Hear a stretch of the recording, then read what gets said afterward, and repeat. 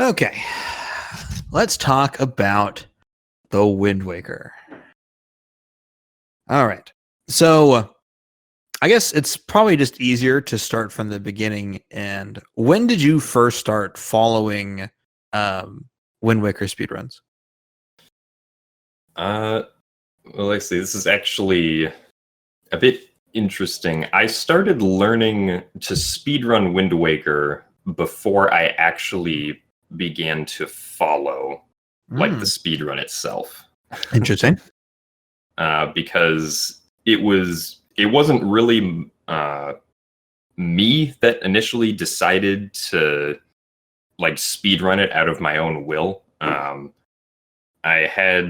It's because I was this was all the way back in like late 2012, early 2013. I was 14 years old. Okay. And I had this friend who I played Minecraft with who he was the one who like had been keeping up with Wind Waker speedrunning, and one day was like, yo man, we should try speedrunning Wind Waker. And I was like, all right, sure, let's do it. Nice. So we basically watched, I believe the Narcissa held the current record at the time. So we basically just started watching her run and tried to replicate what we saw as best we could going through the game. That's an origin story. Well, the idea. My friend who plays Minecraft with me said, "Let's start just speedrunning a super hard Zelda game." Well, I wouldn't say it was quite as hard back then, thankfully. I guess my recency bias, I guess, is affected, but I think of it as pretty hard. But it's probably not that bad. So that was in 2014, 13. That was like, I want to say the suggestion came in like November of 2012. Right on the cusp. Okay. Yeah, but I didn't do any sort of run until like January 2013. Okay. So you said Narcissa had the record at the time. Did you start following her runs and anyone else's runs at that time? I think I did start following her runs a little bit. Most of the time that I spent learning was basically just following that one run. That was world record at the time. I didn't really follow like any subsequent records that may have been set. Gotcha. During that period, because I was like, oh well, this is the record, I should just follow this, not knowing that hey, records can be beaten. Maybe I should try to update myself on what the new one is if it exists. Yeah, I feel that. I love the idea. Well, that's it. We'll wrap it up. This is the one. Okay. So you started running in sort of early 2013. In broad strokes, can you tell me sort of some of the main tricks and some of the main route of that? Yeah, so back when I first started running the game, basically I first learned everything, or like me and my friend at the time first learned everything up from the beginning until Link gets the Master Sword for the first time. Because back then, it was actually a very popular thing to do Master Sword races on Speedruns Live, the racing website. And so I believe the reason for that was because, Master Sword races were like 2 to 3 hours ish in that range, whereas the any percent speedruns were like, in the upper 4-hour range. So it was a lot more convenient for people to just, do Master Sword races than to do full game runs, especially since the early part of the game back then was like very easy to get through. Because, we didn't have the manual Super Swim yet. We didn't have, all the really difficult storage strategies, right? Which hadn't been implemented yet. So the route back then was basically, you just go through the beginning of the game as you normally would. You would get the Wind Waker at Dragon Roost Island, and you would still just kind of continue on normally. You'd go get the delivery bag, you'd go get the bottle from Medley as you make your way into Dragon Roost Cavern. Dragon Roost Cavern was mostly normal. The only thing I remember that we did back then was if you had the Tingle Tuner, you could do a zombie hover up in the main room to save like 2 minutes or something. Because you would skip having to go through all the rooms around and skip going outside and all that kind of stuff. And then you would also use storage to perform the Dragon Roost Cavern boss key skip. And then from there, after you finish Dragon Roost, you would just move on to Forbidden Woods, using, a super swim to cross the ocean if you were good back then. And then, Forbidden Woods was kind of the same. You would use chest storage where it was able to save time. And then after that, you would place down Ferrari's Pearl that you got from Forbidden Woods. Then you would super swim your way over to Great Fish. You wouldn't quite get there, but you would super swim to 1 quadrant away and then sail to Great Fish, because it was believed back then that like super swimming to Great Fish directly was just too hard for anybody to reasonably do.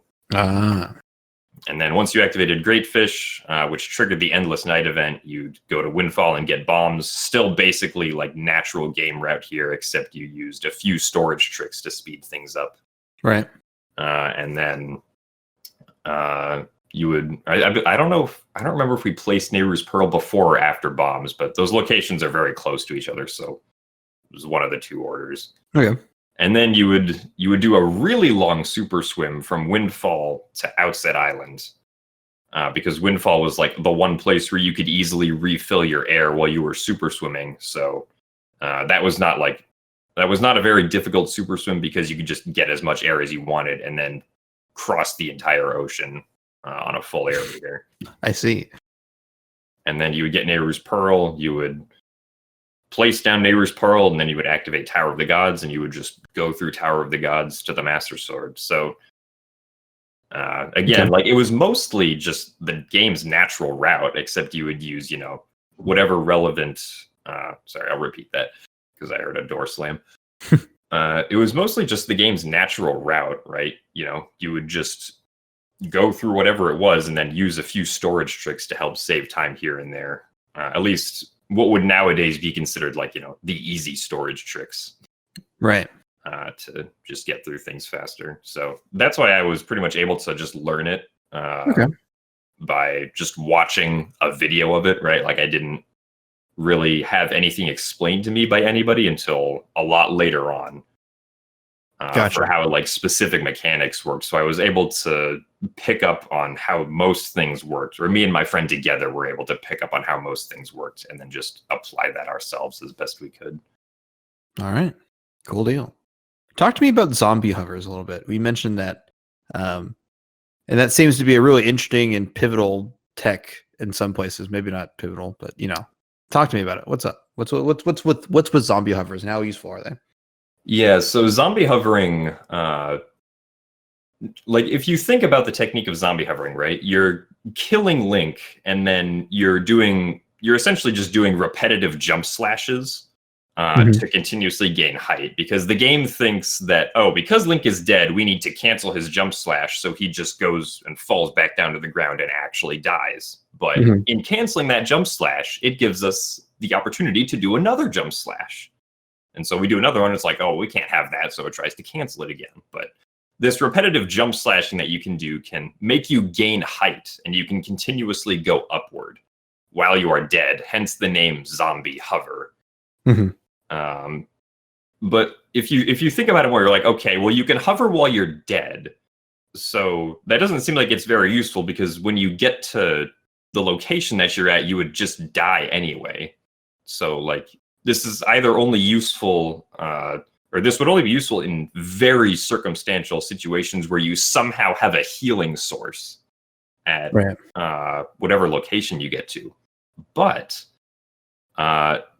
The Legend of Zelda: The Wind Waker has this really nifty item called the Tingle Tuner, where if you hook up your Game Boy Advance with a GameCube to GBA link cable, you can actually turn on the Tingle Tuner and buy certain items or services from Tingle. And one of those services is, I don't remember what the exact name of it is, but it's basically just, a red potion from Tingle that you can activate anytime you want on any map that allows you to use the Tingle Tuner. So what you can do with zombie hovering is you can just hover up to wherever you need to go, then call Tingle for a red potion, and just get healed on the spot without needing to find a health source from anywhere else on the map. There you go. And Perfect. so that huge convenience allowed zombie hovering to be useful in, I want to say, like 3 or 4 places back in like 2013. Perfect. All right. Yeah, it does seem like, what was I going to say? I always forget what the Tingle Tuner is used for, and I tried using it when I was a kid, and I didn't understand what to do. But it's so powerful. And zombie hovers is one of those. Zombie hovers and storage is like the 2 of the glitches I associate with Wind Waker. Right. They were definitely 2 of like the earliest tricks that could be applied in like multiple places for great benefit. Right. Okay. Can you briefly describe storage to me and like what you can do with storage? I don't know if there's a way we can accurately and briefly describe storage. Okay. But to give an idea, the name's storage. What you can do with storage is you can store things. That's also very vague, but what kind of things? I guess the only real thing you can store is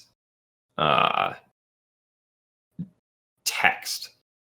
So if you have storage, right, you can go talk to, like an NPC, and then the game's not going to start their text until you start another cutscene of some sort. So you've essentially delayed the text coming up for that specific NPC. And then, once you bring the text up and then cancel it again, the text, like this, so the text box goes away completely. You will have storage again. Because storage has to do with the values in memory that track like cutscenes and whether or not Link is in a cutscene. So most of the times the effect of storage is that like you'll get storage and then you'll activate some sort of cutscene or event, and the cutscene or event will either just straight up get interrupted or just get completely canceled. Gotcha. So the most popular use of storage is that, we will get storage using a Wind Waker dive on a ledge somewhere, and then we will try to open up a chest. And what that will do is the game will, for 1 frame, attempt to play the animation of opening up a chest, but then it will immediately get canceled. And that's very useful because the game actually changes Link's collision check properties when it thinks he's trying to open up a chest. And since we never properly finished the animation to open up a chest, Link still has those collision properties that he gets from opening the chest. And those collision properties significantly reduce how many collision checks the game actually applies to him. So it allows us to do these crazy things like we can basically walk up any wall that is sloped at less than 90 degrees, even if it's quite clearly a wall you're not supposed to be able to walk up. You can just be like, all right, we're gonna mountain climb today. Let's go, Link. And of course, with the reduced collision checks, you can also just like clip through corners very easily. And so with those 2 things combined, you have, this sort of much more versatile movement set where you can go to a lot more places and just clip through a lot more things, which is especially useful in dungeons with all of their like complex geometry that can be exploited with chest storage. Perfect. Yeah, that's what I wanted to talk about, because I know there's like the whole like, oh yeah, you can kind of skip cutscenes, you can store text boxes, but it's like the movement, it's being able to climb up walls and squeeze between things a little bit. It's like that's what I wanted. Perfect. Thank you. All right. So you had started back in early 2013. When did you said you weren't immediately following like the record and stuff like that. When did you like more or less start actually getting really involved and really when did you start focusing on like the actual top players and what they were doing? I would say I started focusing on that probably around March or April of 2013. March was the first time that I did an actual race on Speedruns Live, I believe. I'm pretty sure the Speedruns Live records show that's when I did my first race, at least. So it was at that point that I started to meet and talk with other people in the community. So like what would happen is, everybody would join the race room, and then everybody would get into a Skype call with each other. And we would basically just, hang out while we were doing the race. And so it was in there that, I started to learn more about the people in the community, and also took more of an interest in following like the top runners at the time, like Demon, Narcissa, and even Yashi, who back then was like famous for running the English version of the game and not the Japanese version. And so, yeah, it was about then. So I guess March to April of 2013. Yeah, absolutely. Okay. Yeah, what I'm getting from a couple other people as well is that those SRO races were like such a big part of the community, especially during that era, because that's like the golden age of SRL. So talk to me. You said you did runs. I think Demon mentioned that there was like a weekly race, like every Saturday. It was like race day for Wind Waker or something. Does that sound right? I don't specifically remember there being like a dedicated like time of the week for it. I just remember that there were like races basically every single day. Gotcha. Like any given day, you could probably find people doing like, a Master Sword race or a Din's Pearl race, where the goal was to just complete Dragon Roost Cavern, which was like the first hour of the run back then.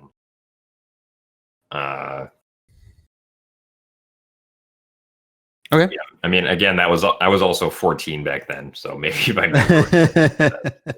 that's all good. I was just like, ooh, Wind Waker race. I joined. Yeah, man. That's a great way to get involved in the community as well, which is pretty fun. Do you miss those days? The SRL days? In a certain sense, yes. But I think it was also just me missing like the sort of freedom that I had as just like a young teenager, I guess.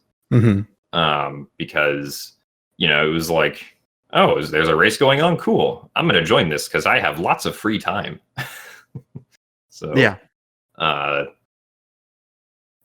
it was like very, at least for me, it was like everything was pretty lax back then. And also looking back, I never realized it at the time, but I was actually like because I was doing so many races, I was actually like improving like my skill at the game pretty quickly back then. So like my times were like, I looked back at the logs of time and I was like, wow, my times were like dropping, were just dropping pretty fast, like as I went through all of the races that I did.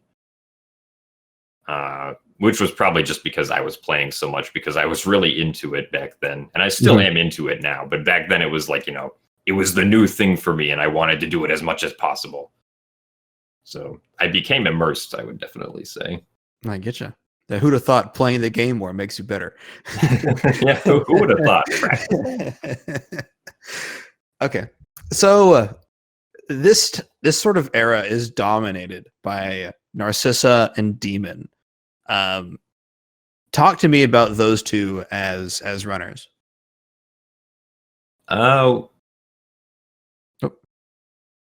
bye, CJ. Yeah. He's our editor. He was just saying, oh, you know who's CJ. He was the Right. Yeah, we met him the first time. Yeah. Okay. Anyways. Let's see.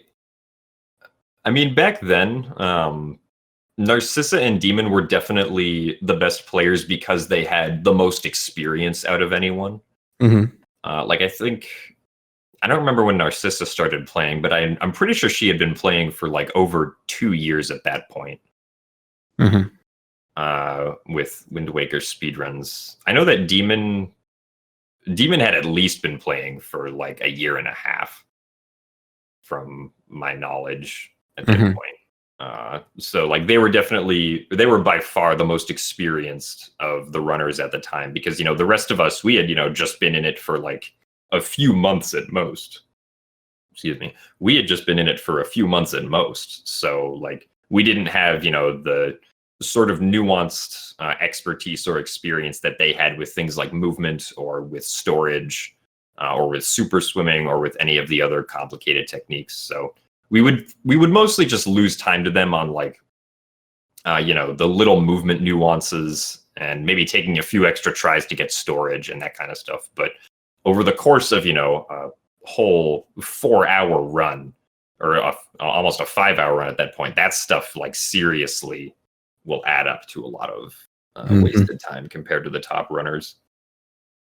I remember there was a saying that that like came up a few times called Swedish storage. Okay. Which was a term that came up because you would say it like whenever you got storage first try somewhere, you'd be like, oh, nice, I got Swedish storage, because Demon is from Sweden. And I don't remember this specifically, but I was told that there was some run Demon did where every time he tried to get storage during that run, he got it first try, like throughout the entire run. So that's where the term Swedish storage originated from. But I haven't heard anybody like seriously use it in maybe 4 or 5 years. So I'm pretty sure it's fallen out of fashion. But it was a fun part back then. That's very funny. And what's funny is it's even, I have it in my head, I'm thinking Swedish storage, so like IKEA. Right. Anyways, that's a stupid joke. No. Thankfully, we do not have to speedrun Wind Waker at IKEA. That's right. You have to buy an IKEA table to put your GameCube or your Wii on top of. To confirm your thoughts, Narcissa started running like May 2012, May 2012, and Demon started running in like September 2012. Oh, okay, so not years at that point, but well, right about 2 years. Well, that's why I guess in the first time they took the records, so they were probably playing a little bit before that. Yeah. So it's probably safe to say 2 years, year and a half. It's probably pretty accurate. Well, no. Because this is 2013, not 2014. Yeah, this is 20. This is like, you know, at this point, it's like like when I first started getting involved, it was like, you know, March, April 2013. So I get you. As we could say, like a year. But a year is still, you know, a lot more time than 2 or 3 months. Exactly. Okay. So let's see here. There's a rivalry that goes back and forth between Demon and Narcissa. Anything of note about that? I mean, it's just like a whole year, 2012 through 2013. You know, is mostly dominated by the two of them. Do you remember anything in particular about that? Specifically about their rivalry, no. I just remember them trading the record back and forth, and thinking that it was like sort of generically cool to watch this happen. But I don't have any specific memories about like the rivalry between them. What I do remember from that time is just like the route for the game sort of incrementally getting better as the year went on with different discoveries, like being able to skip the boomerang, which was incorporated after people started doing bombs, or after runners started doing bombs early.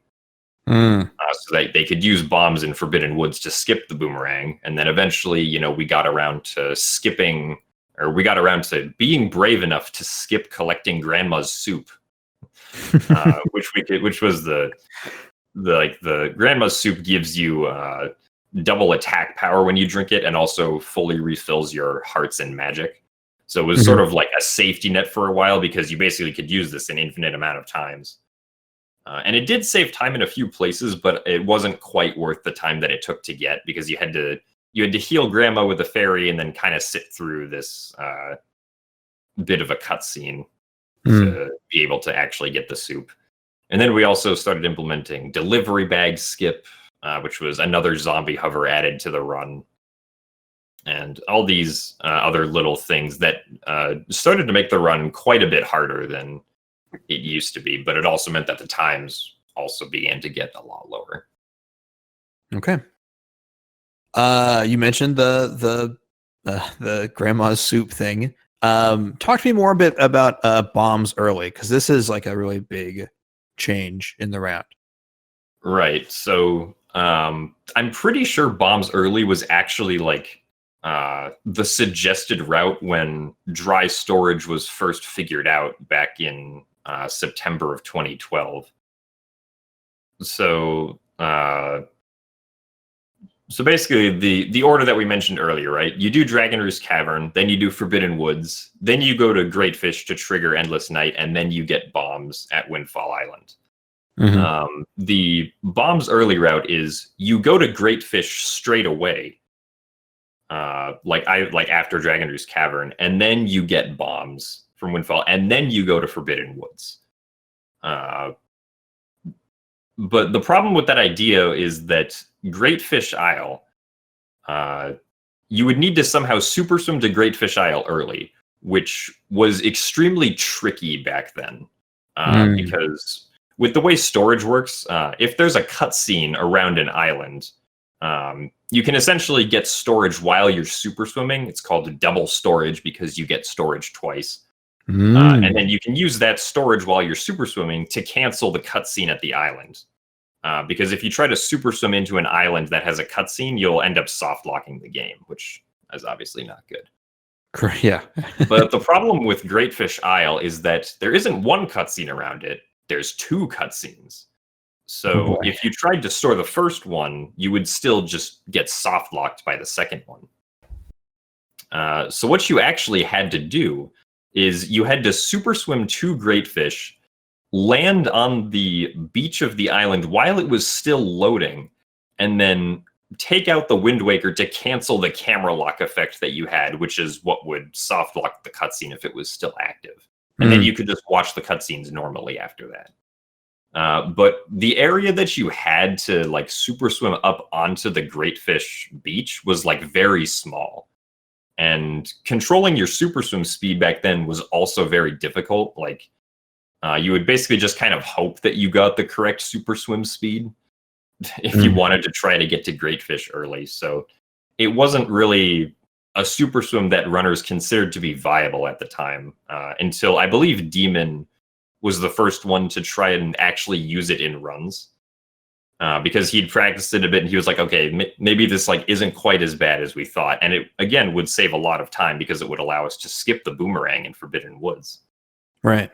So I want to say it was June of 2013 where Demon first began implementing the super swim to Great Fish early, so that he would be able to then get bombs and Windfall and take those bombs to Forbidden Woods, where he could use them to skip time, or excuse me, where he could use them to skip the boomerang and save time. All right. That you are correct. That was June of 2013. Okay. All right. Moving a little forward here. Narcissa eventually leaves to go play Wind Waker HD, it seems like. That is correct. And unfortunately never comes back to Wind Waker. And in the aftermath of that, there's kind of a weird scramble, it used to be that Demon and Narcissa were the only two people going back and forth with the record, but then out of nowhere, we start seeing people like Kolja and You and SVA and Ace, like just a whole new generation of runners has caught up. And right. Tell me about that time, if you remember it, or what you remember from that time. Right. So at this point, all those new people who had joined in, sort of early mid 2013 have now all been playing for a while. Mm-hmm. And so I guess the people who had been playing the most, or the people who had been practicing the most from that bunch, are now very close to the top level. So, you had me, you had Kolja. I don't remember when Ace joined, but Ace definitely was one of the people who also improved very quickly. Mm-hmm. But yeah, I remember that Kolja eventually beat Demon's time when the record was like a 4:24, I think. Mm-hmm. And then I remember that the reason I was able to get the record at one point for like 3 days during like that whole sort of next year until like mid 2014 was because of a route that community member Woofer ZFG came up with, where we would get, I believe we called it the Leaf Early route. So beforehand, we had the Bombs Early route, right? Where we would finish Dragon Roost Cavern, get the bombs, then go to Forbidden Woods. This route, the Leaf Early route, proposed that we would instead delay Dragon Roost Cavern. We would get bombs as our very first thing after getting the Wind Waker. And then we would use those bombs to do a zombie hover up the outside of Forest Haven to be able to get the Leaf early without having to go through Dragon Roost Cavern. Because normally there's a spot where you need to swing on the grappling hook inside Forest Haven if you want to get up to where the Leaf is. But by doing a zombie hover up the outside and going through the highest outside entrance, you could skip that grapple hook use. And so that allowed you to get the Leaf and then do Forbidden Woods before having to do Dragon Roost Cavern. Gotcha. And this saved a lot of time because now, after doing Delivery Bag skip later in the run, when you finally did get to Dragon Roost Cavern, you had the Leaf. So you could cross the gap where normally you'd have to go and like meet Medley and get the bottle from her and then get water in the bottle, sort of resurrect the bomb flower in that area, and then blow up the rock that was covering the pond so that you could swim across to the other side. But with the Leaf, you didn't have to do any of that. You just leaf across. There you go.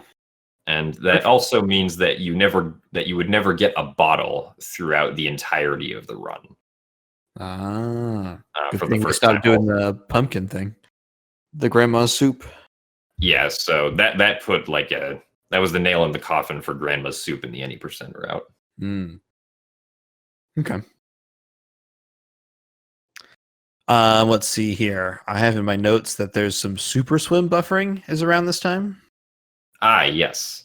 So Woofer ZFG, same clever man who came up with the Leaf Early route, managed to figure out that super swims could actually sort of be predicted as far as your speed goes, based on whatever Link's animation was in the water. So Woofer's strategy was to watch like how high or low Link's head was in the water on the frames that you were considering like releasing your super swim out across the ocean. And so using that, we were actually able to start getting much more consistent super swims, especially the ones that were considered long distance, like 2.5 to 3 quadrants across the ocean. Those super swims became a lot more consistent thanks to Woofer's sort of realization about the animation that Link's in affecting how much speed he gets during the swim. Because beforehand, it was just like, all right, well, you charged up your super swim, you aim in the right direction, and you just kind of prayed that you got good speed when you released. We're just going to YOLO it.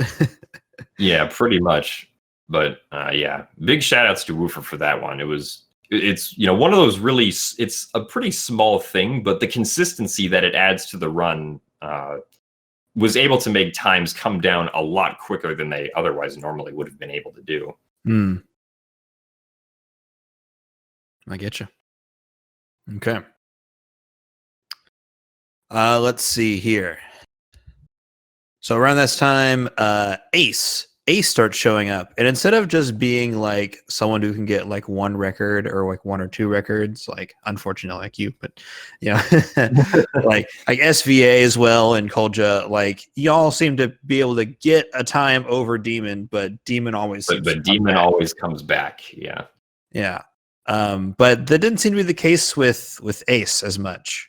Can you tell me anything about that? Yeah, Ace was a lot more motivated and competitive back then when it came to the Wind Waker any percent world record. Mm-hmm. Ace, I'm pretty sure Ace went through and like completely modernized like a lot of the tiny strategies that happened, like how we would defeat certain types of enemies in certain places. Like what the specific movement sequences should be when going through like different temples while we had chest storage and that kind of stuff. Because I specifically remember like watching like one of the runs that Ace was doing, just thinking like, what the heck, like where did all these strategies come from? Like I haven't seen any of these before. So like it was that, and just I'm pretty sure he practiced a lot back then, because he was also first just getting into speedrunning as well. When he was competing with Demon for like the any percent record, and they were trading back and forth. Yeah. So yeah, I think that's the picture that I have of that back then. Okay.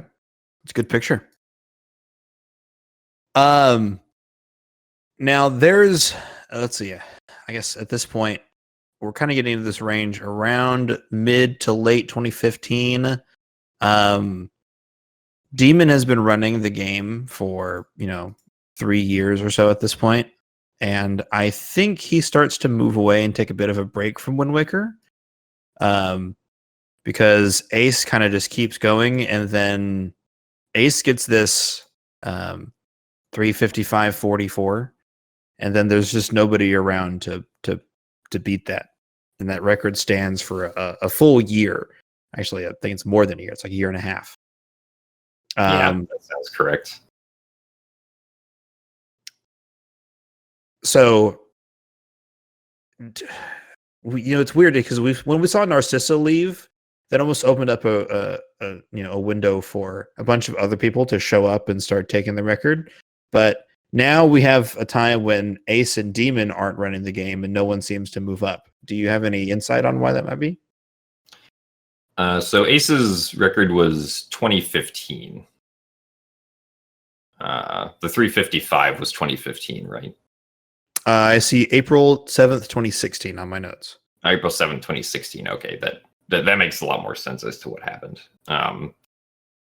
So yeah, with the 355.44, I remember that Ace, as far as like those last few records are concerned, Ace was very motivated to try and beat what at the time was the current record for the Wind Waker HD. Because there was this sort of like pseudo rivalry between like whether or not HD or the original game was faster at the time. And so at that point, the HD record was a 358.35, I believe. And so Ace was very determined to get sub 4 in the original game and then also beat that record. So, prove that the original Wind Waker was the fastest game that there was of the two. Gotcha. So once he beat that, at that point, like the original Wind Waker is for what it's worth at the time, a very optimized and very difficult to do speed run at the highest level. So, it's not as easy to get into as it was in 2013, back when a lot of us had previously been able to get into it. Right. And then, you also do have Wind Waker HD as a game that exists. So like that's a game that it's it's a lot more recent game. It has a lot of different quality of life changes. People, if they have to choose between Wind Waker HD and the original Wind Waker, it might be more likely that they choose to run the HD version over the original, simply because at least at the time it might have been more accessible. Mhm. And if you wanted to play on the optimal like console language setup, it was very easy to get that because you just had to get like a European copy of the game. And even if you were using like a North American copy, you weren't losing that much time because the text speed was sped up from the original game. Gotcha. Whereas, in the original game, if you wanted to optimally compete at a high level, you had to both buy the Japanese version and buy if you didn't already have one, a Game Boy Advance and a link cable to use the Tingle Tuner. Right. And you also had to learn how to zombie hover, which was back then considered like the notoriously difficult trick. Right. Or like the notoriously physically difficult trick in Wind Waker. Mm-hmm. Was learning how to zombie hover. I get you. So yeah, with that record being set in April of 2016, a sort of pseudo nail in the coffin for people not playing the original game for a while came with the discovery of item sliding in the HD version of the game. Right. So item sliding is this HD exclusive glitch where you basically just exponentially build up speed to, pretty much anywhere to do whatever you want to do. So that very rapidly sort of shifts the general community focus onto what is happening in HD. Because HD is now clearly the faster version of the game with this brand new glitch that it got. And it also, most people think that it, just looks better as a game graphically, which is debatable. So people just like seeing it. They like seeing new records getting set because, there's a brand new glitch in HD. What are all the new records that are going to get set? Or people just enjoy watching new records constantly getting set. And it was a more approachable game compared to SD. It definitely was not as difficult to run, especially when item sliding was first found because it wasn't very optimized. It's definitely item sliding optimally now is definitely a lot harder than it was back then. I get you. So yeah, that kind of for a while shifted the focus away from the GameCube version of the game. Was just there being more activity and excitement over the HD version. Yeah, it was the new hotness, as the kids would say, right? It's the new thing. It definitely seemed like, oh man, this is the shinier, flashier version of Wind Waker, and there's a lot more to do, almost like a lot more work to do. Old school Wind Waker has been so optimized, but new Wind Waker looks like, oh man, we still have a lot of work to do. So maybe, I guess that kind of pulls people away. So where do we go from here? Before we get to manual Super Slim stuff and that record being broken eventually, this whole time, there's this sort of looming idea that barrier skip is a thing, right? That's like a constantly on, I guess not constantly, but sort of in the back of everyone's mind in this 2014, 2013, 2015 era, right? Narcissa, then Cosmo, put out that video, the Barrier Skip 101, which is a great, not wrap up, I guess, but a great synopsis of what is Barrier Skip and why is it so daunting and why is it just so difficult? What have we tried so far and why hasn't it worked?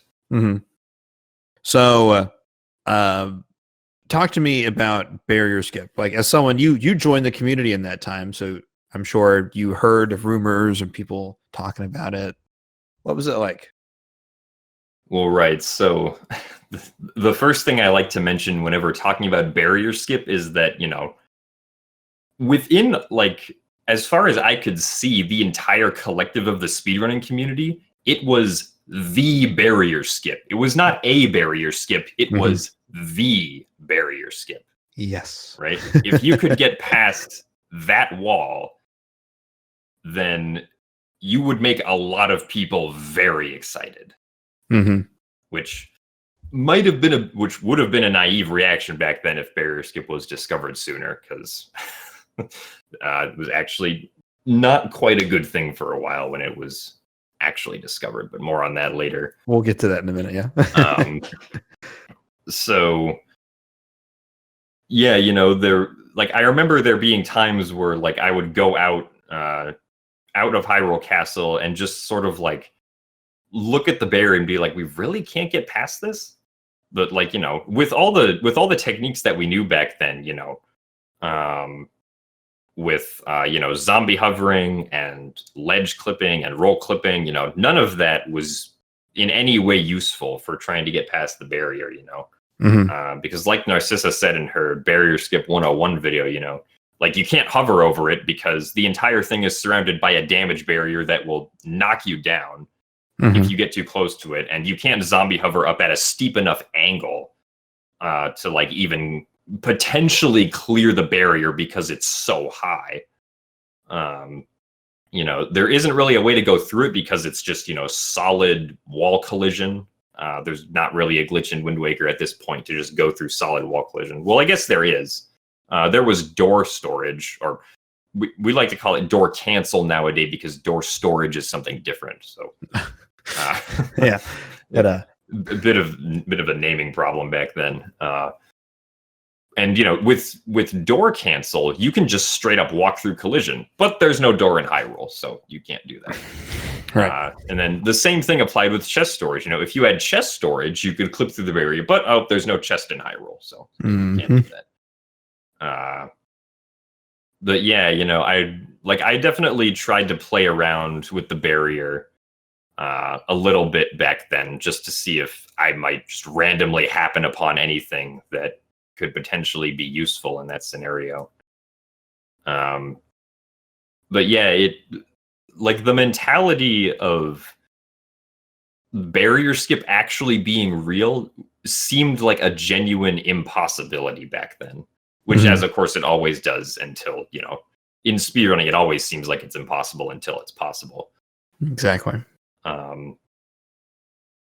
But yeah, I remember I would just think about it sometimes and be like, man, we really can't get past that wall, because the run would be so different if you could just get past this one wall. Like, it would change everything. And yet, despite our best efforts, we still can't do it. Miyamoto is too strong. Damn you, Aonuma, E.G. Aonuma. I get you. Yeah. As someone who has sort of kept a casual eye on Wind Waker speedruns for years, you're right when the barrier skip was the barrier skip. There was no other. Like, the name barrier skip is so generic, and yet when you say that, you know exactly which barrier we're talking about. Right. You know, when they actually did, like, you know, when the headline, they found barrier skip, went up, people knew what game they were talking about. There was no question about what game was being referenced when, you know, barrier skip found was the big headline when it actually got discovered. Yes, I agree. Okay, so it seems impossible. It's not happening anytime soon. And then I guess we probably will in the video. We probably really should mention the HD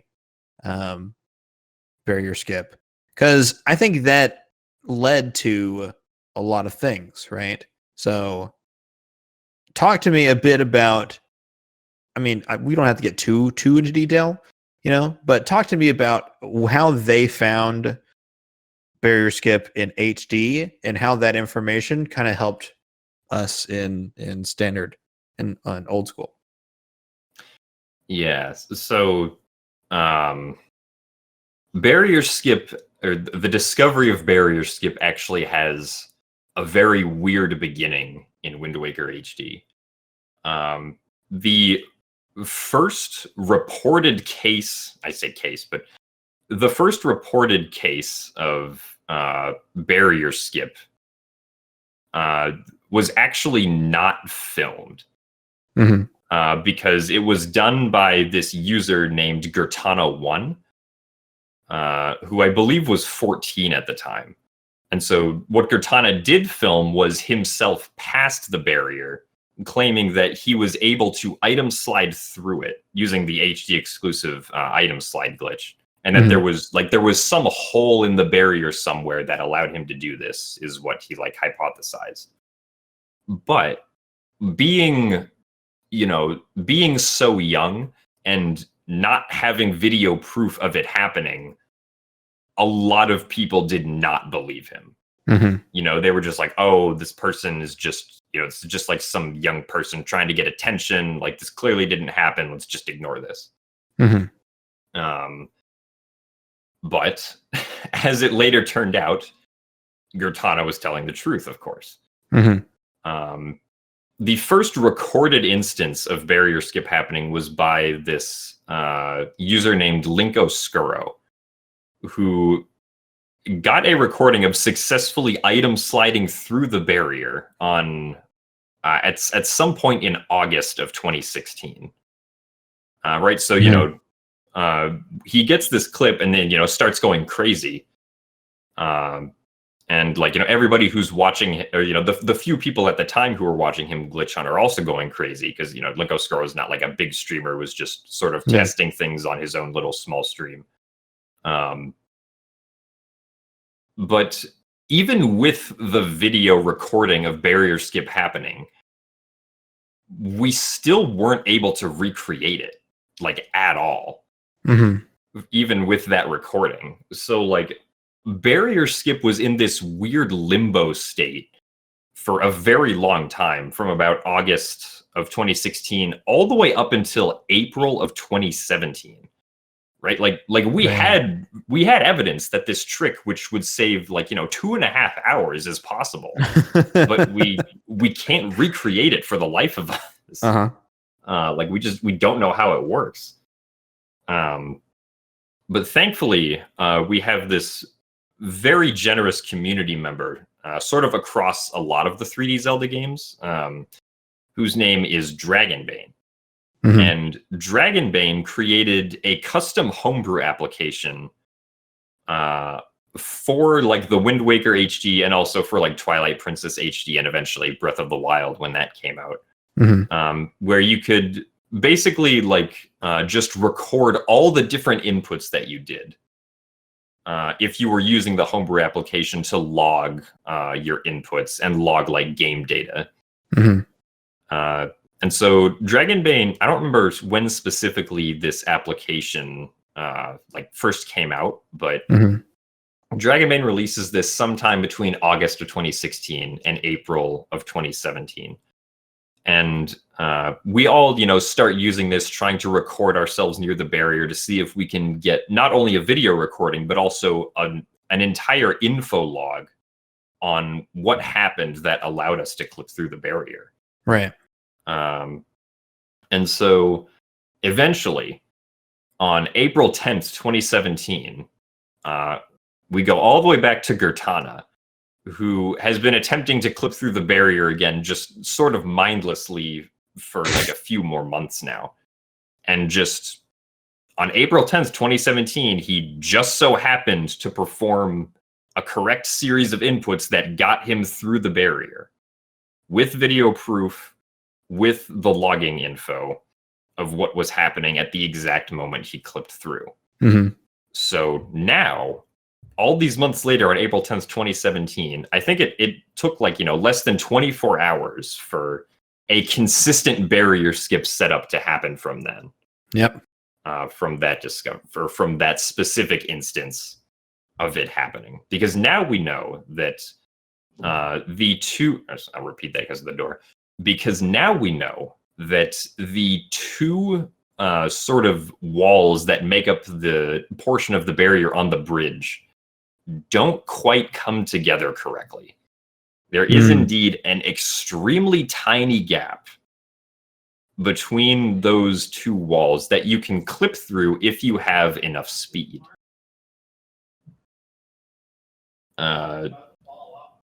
All right, well, someone's talking in the hallway, so It's all good. I would think that if I was Cortana at this time, I would feel so vindicated. yes, there definitely was a pop off. Yeah. That happened You didn't on that believe one me. video Fuck recording. You didn't believe me.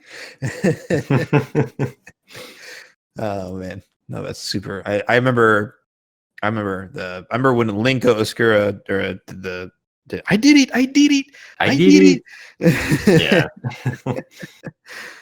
Yeah, and I remember seeing like a tweet about it whenever Cortana found it with the video recording and with the data logging thing, and it was like, oh man, we finally did it. You said less than 24 hours until you found a consistent setup. Yeah.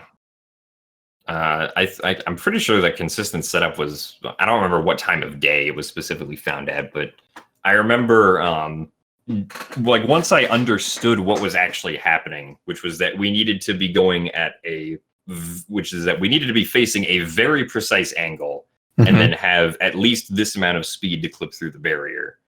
I basically just started looking for ways that we could line up that angle and eventually settled on this, like, sort of pixels on the edge of the screen type setup where you would line up Link very specifically, and then you would do your item slide, and eventually Link would settle into the center of the barrier and then clip through.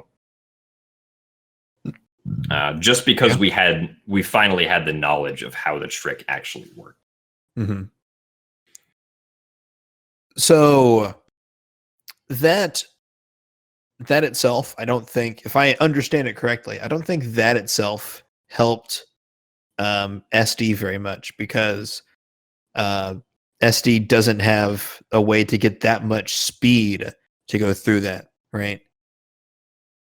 That's what we thought at the time. Right. Yes. So that sort of doesn't immediately help, SD or the original Wind Waker. So, well, right, not at all, because now the original game is 2.5 hours longer than the HD version, so it kind of just gets disregarded for a while by a lot of people, because it's like, oh well, that game's not glitchy, you can't go through the barrier. Yeah, exactly. Why would I want to watch that? Not a very good viewer mentality, but no, I get that was the viewer mentality at the time. Yeah, not of wrong, and maybe it's not a good one, but it's not like you're not wrong. And I'm pretty sure a lot of people are like that. It's like, no. Well, old school, that's old. Who cares about that? We got barrier skip now. Yeah. Okay, so eventually, Demon does come back. Does come back to it, and he starts implementing manual super swim stuff. Yes. So talk to me a bit about manual super swim and why that's like the way forward, or why that was what was required to save more time. Well, let's see. So the manual super swim was first done, or like a full manual super swim from Outset Island to Dragon Roost Island, which is how pretty much the manual super swim works for either version of the game. Was first performed in November of 2017. When it was first performed in the HD version of the game has like significantly faster pausing than the original version of the game. And because the trick required you to pause so many times to build up enough speed to super swim away manually, the instant reaction by like the original games community was, oh, this isn't worth it because it takes so long to pause in this game. Even though that was a very bad assumption at the time to make, because it clearly does save a lot of time, based on the fact that Demon was able to lower the record of the original game by, I think it was by 7 minutes. Yes. When he came back. Yeah. So manual super swimming did take, or it did still save a lot of time. It was just not very obvious, and was labeled a bit under like wrong assumptions when it was first discovered. But yeah, with the manual super swim, that finally broke us out of the sequence of having to go through all of Outset Island at the beginning of the game, right? So instead of, going to grandma, getting the clothes, coming back, getting the telescope, which is a useless item, watching a lot of cutscenes, getting a sword, finally going into the Forest of Fairies to defeat 2 enemies, and then watching more cutscenes, which lead to more cutscenes, which lead to more cutscenes, which lead to the spoils bag, which is also not a useful item, which eventually leads you to Forsaken Fortress, which you do have to complete, at least, which then eventually leads you to Windfall, where you can buy the sail finally and sail all the way to Dragonroost Island, where you finally get the Wind Waker. But with manual Super Swing, you pause like 200 times at the beginning of the game, and then just zip on over to Dragonroost Island, and now you have the Wind Waker. Oh, look at that. You just skipped you just skipped everything. Of course, you still had to go back and beat Forsaken Fortress. But other than that, there wasn't anything from the early part of the game that you had to go and do. Gotcha. Which is why the manual Super Swim, again, saves so much time. But it also is significantly harder than going through the beginning of the game normally. And the double-edged sword of this is that while it saved a lot of time, it also probably pushed a lot of people away from wanting to play the game. Because, they would see Demon in the world record doing this really hard, complicated technique right at the beginning of the game, right? This is the very first thing you do. And it's extremely punishing if you make a mistake. And it's just not something that you can learn right away. Like, it takes time to learn how to manual Super Swim. So while the record did go down, sort of unintentionally, so did a lot of potential interest to speedrun the game from outside players. Yeah, it seems like the further we go down this rabbit hole, the more the word that comes to mind is ostracized. Like, just the idea that like this is becoming so inaccessible that only a handful of people can or want to run the game at all. Right. I think so much so that there's an 80% no manual Super Swim category now. There is an 80% no manual Super Swim category now, yeah. Because we realized, hey, maybe we shouldn't, as far as the leaderboards go, make people think they have to do this. It's definitely not an easy entry point into the game at all. Absolutely. Okay. All right. I realize now that we're about at an hour, so I'm going to try and only going to ask you a couple more things here. And I guess to wrap up here, I want to know about actor unloading and then eventually the bomb push barrier skip and sort of like this last leg of the speed run. So we talked about they finally find barrier skip in HD, but it just isn't really that helpful to the original. So but they do come up with their own barrier skip at some point, which is the actor unloading. So talk to me about the discovery of actor unloading and like the community response at the time. Yeah. Right. So actor unloading is once again thanks to community member and glitch hunter Dragonbane.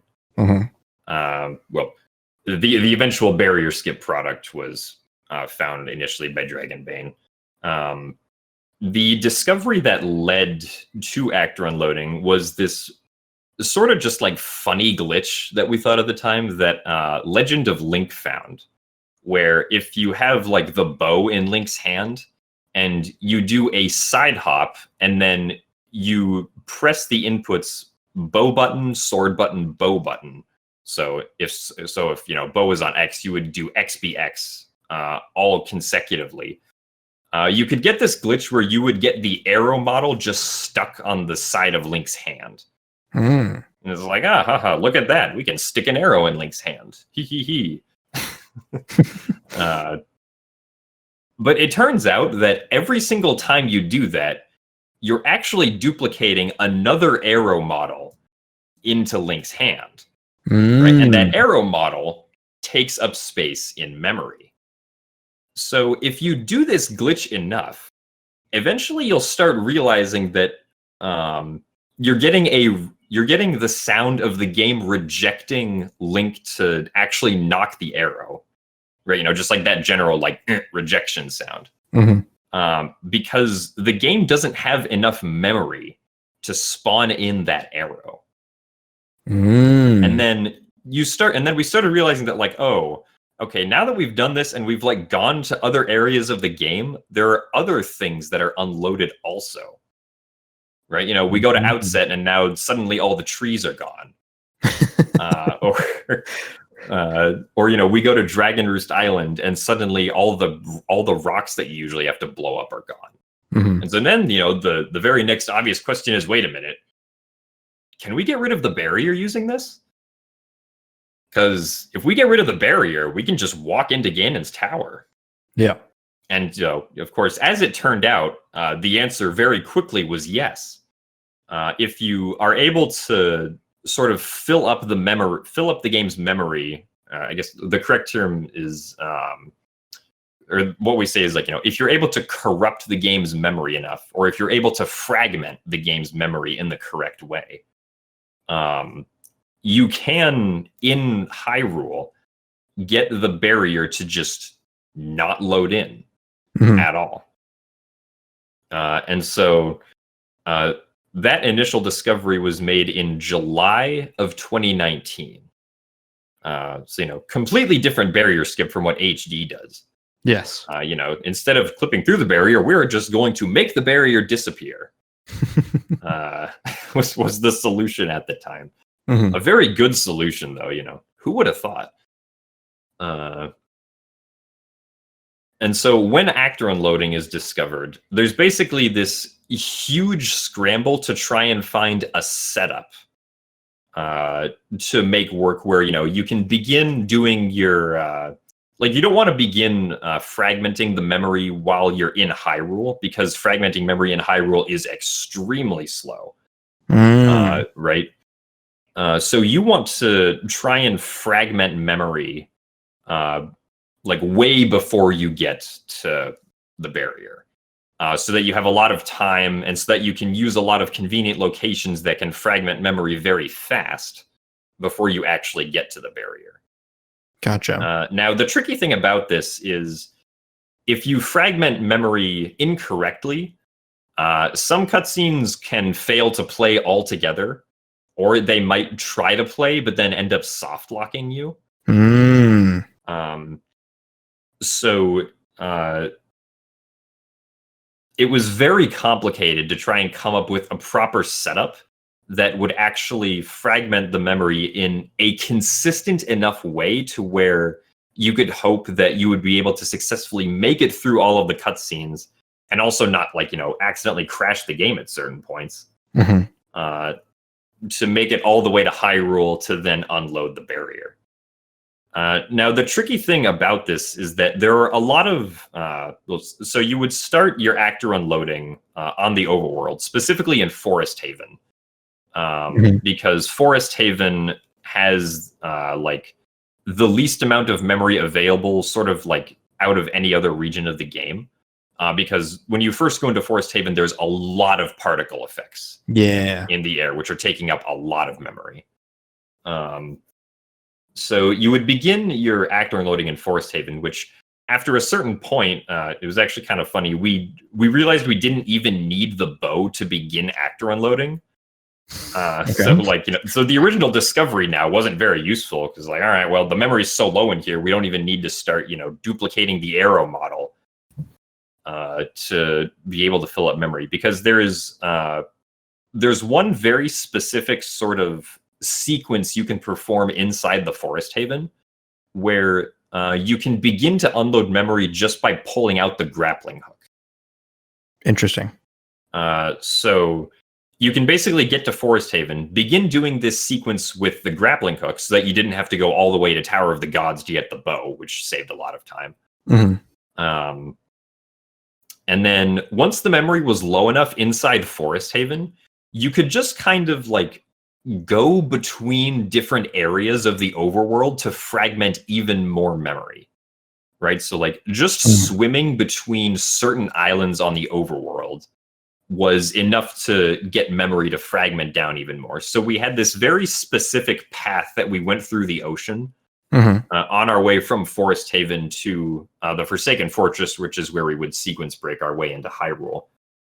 We had these very specific swimming routes that we would do. Like, okay, so we go between this island and this island 3 times. Then we, head east for 3. We head west for 3 quadrants. Then, north for 2. And then, because we needed this memory setup to be very specific, right, for what we wanted to do.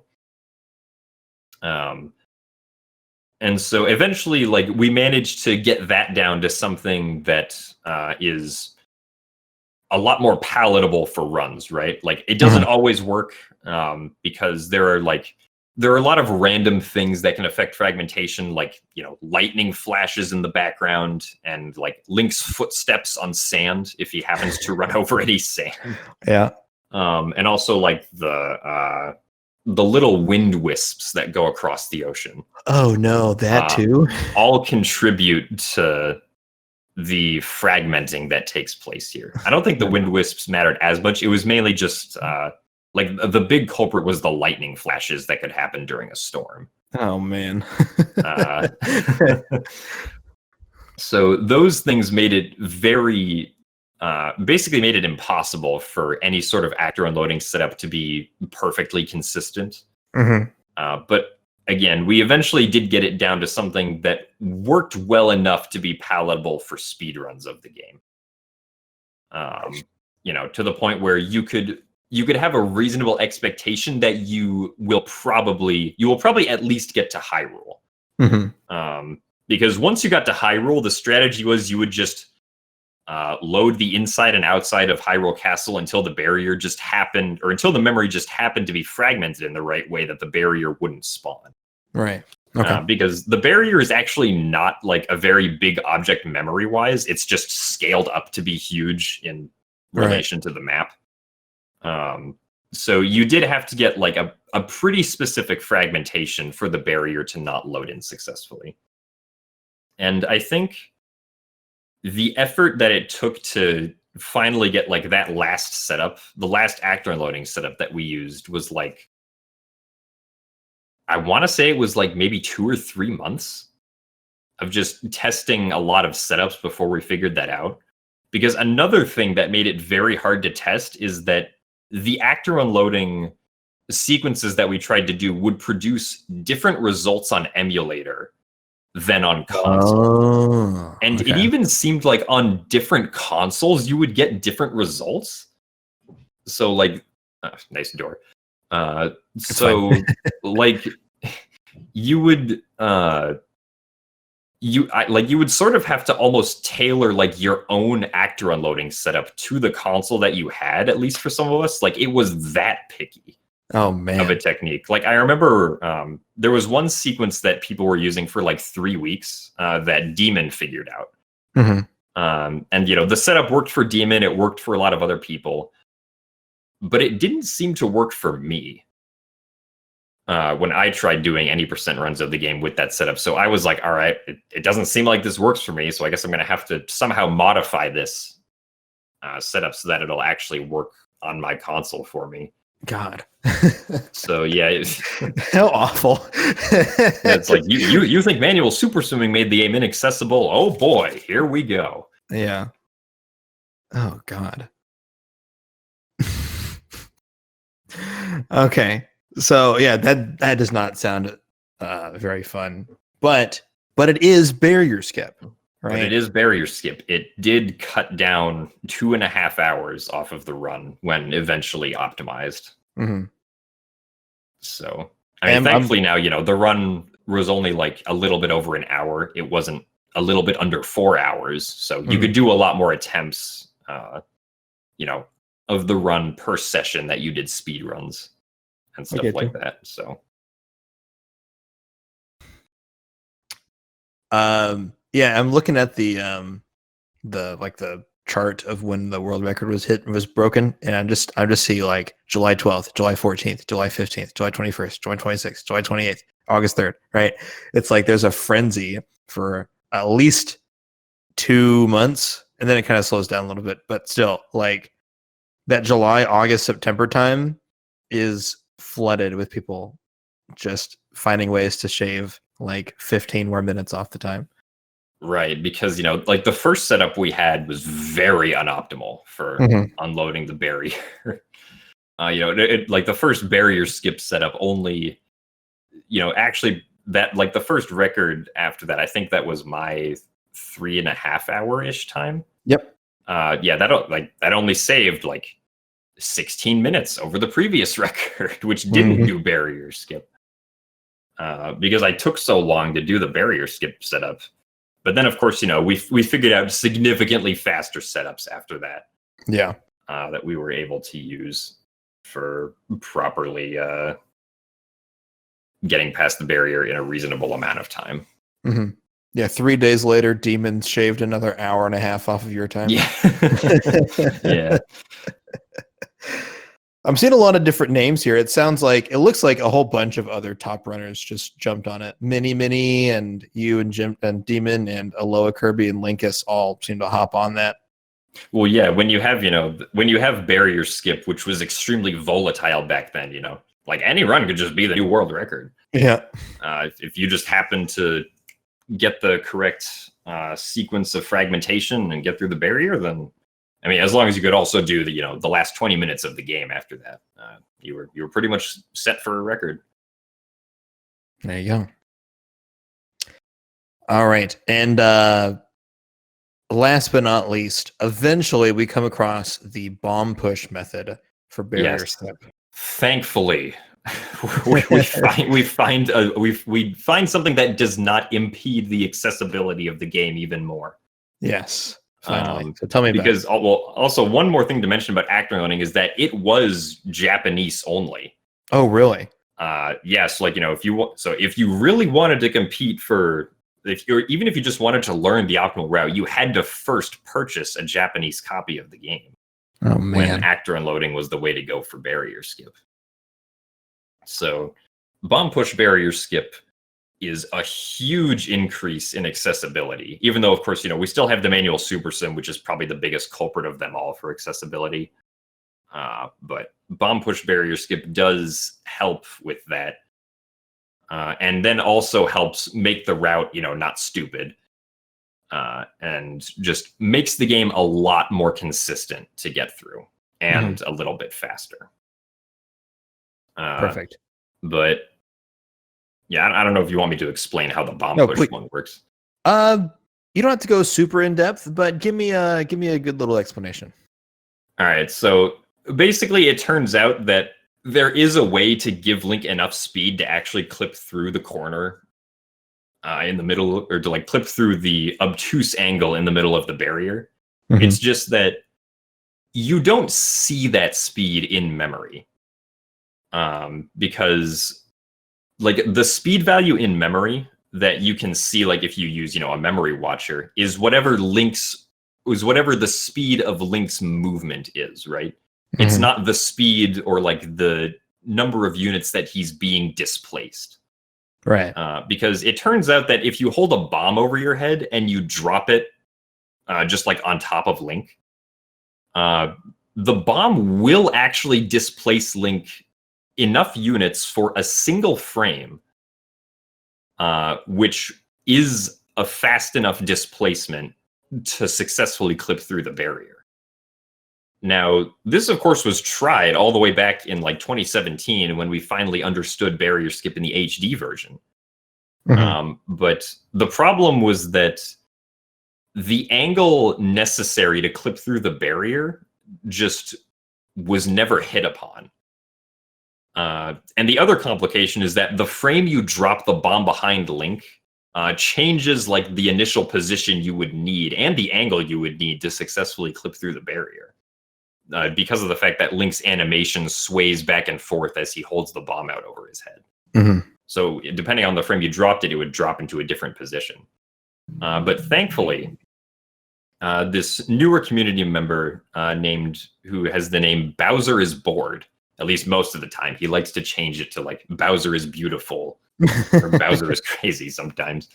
But Thankfully, Bowser is Bored managed to figure out that with very specific animation frames and dropping a bomb behind Link, you can indeed clip through the barrier just like that on the original game. Mhm. After all these years, all you had to do was pull out a bomb and drop it behind you. Which seems drastically simpler compared to what we had previously been doing. Yeah. But, sometimes in speedrunning, it seems like you find the complicated methods first. that so, is of true. course, now,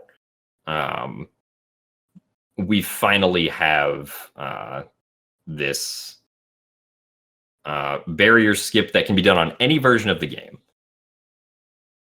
And which is not, extremely stupid to do. There's still a bit of a setup you have to do once you actually get there. Right. But, you don't have to set it up for 15 minutes beforehand and then just hope it works. You can just kind of go up and do it. Yep. And if you fail it, you can just walk away and retry. Yeah, if you fail it, just try again. Depending on how you fail, you might be able to try again within like 5 to 10 seconds. Perfect. Okay. I think that's all that I want to ask you, because we've been going for a long time. We have. I mean, I have a lot to say, so. You do have a lot to say, and I want to hear it. So, is there anything that we haven't talked about that you think we should talk about? I guess there is one thing that we could note, which is there was sort of a pain of sorts that the original game was able to avoid due to the fact that it did not have barrier skip for a long time. Okay, tell me about it. So, as I said earlier, like a while ago in this interview, the assumption that like being able to clip through the barrier back in like 2013, 14, 15 was like a huge prospect that would be really cool was actually a bit of a naive assumption. Because if you can clip through the barrier extremely early, there is one place in the final dungeon, Ganon's Tower, where you're required to use the hook shot. And so the sequence of Ganon's Tower, at least at the time, was you do trial skip, you get the light arrows, and then you fight Puppet Ganon with the light arrows, and then you make your way up to Ganon's lair. But to get up that last hurdle to Ganon's lair, you need to use the hook shot to pull yourself up onto a specific structure. Right? And if you don't have the hook shot, what do you do? Right? The hook shot is a very late game item, right? You can't, what you would be able to do is you'd be able to do barrier skip and then go through pretty much the entire rest of the game for the hook shot and then come back to Ganon's Tower. But if you could skip the hook shot, you would be able to skip having to go through the rest of the game like that. And unfortunately, for a while, when barrier skip was discovered in HD, the only way to skip the hookshot was to do this extremely awful trick known as the fairy hover.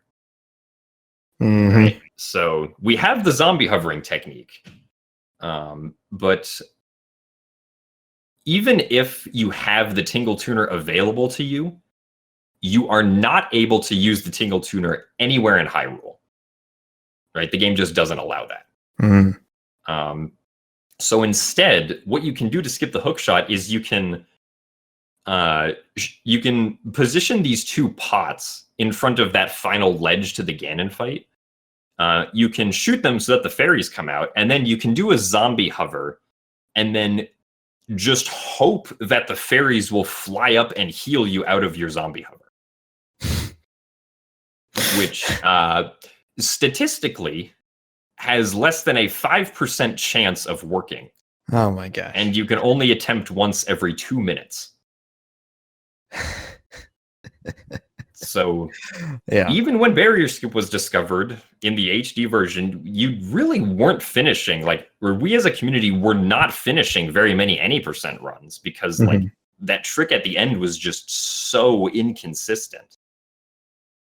But thankfully, in January of 2018, there was this new trick discovered called the Morth Hover. So at the top of the Puppet Ganon room, before the ledge to the Ganondorf fight, there are these 3 little enemies, like called Morths, right? They're the black balls with like the orange spikes on the end. Yeah. And it is possible to make Morth enemies drop a heart.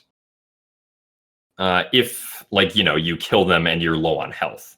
So the thought was, okay, well, why don't we just, you know, we can use the leaf to like blow Morths up into the air. So we're like, all right, we're going to blow the Morth up onto this ledge, then we're going to shoot it, and it's going to drop a heart, and we'll quickly zombie hover up and land on the heart. Bing, bang, boom, we're done. Unfortunately, Morths will only drop hearts if you specifically kill them with your sword. You can't just shoot the Morth and drop a heart. Like, if you shoot the Morth, it actually like doesn't drop anything. Oh man.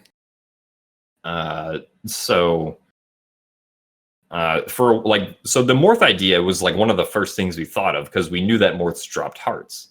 But you can't blow a Morth up there and then stab it with your sword, because then that means you'd already be up there somehow. Right.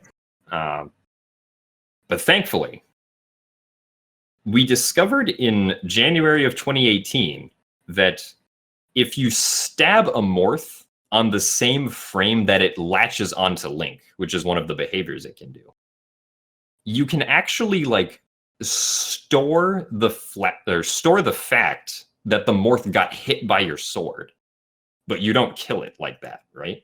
Okay, yeah. So then you can roll as Link to shake the Morth off and then blow it up onto the platform. And if you shoot it after doing like that weird interaction where you stab it at the same time it grabs onto you, you can then shoot it and then actually have it drop a heart up on the top of the platform.